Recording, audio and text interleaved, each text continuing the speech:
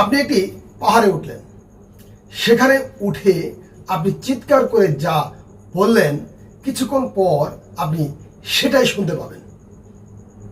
এটাকে বলে শব্দের প্রতিধ্বনি, যা শুনতে আমাদের সকলেরই ভালো লাগে, এতে কোনো সন্দেহ নেই।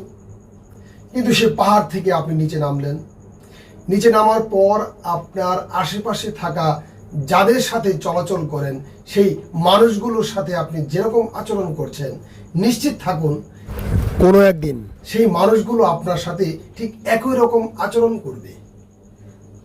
কিন্তু মজার বিষয় হলো, আপনি পাহাড়ে প্রতিধ্বনিত শব্দ শুনে যে আনন্দটা পেয়েছেন, সমতলে থাকা মানুষগুলোর একই রকম আচরণ কিন্তু আপনার কাছে ভালো লাগবে না। তার কারণ প্রকৃতির প্রতিদান আমাদের আনন্দ দেয়, আর মানুষের প্রতিদান আমাদের কষ্ট দেয়। মনে রাখবেন।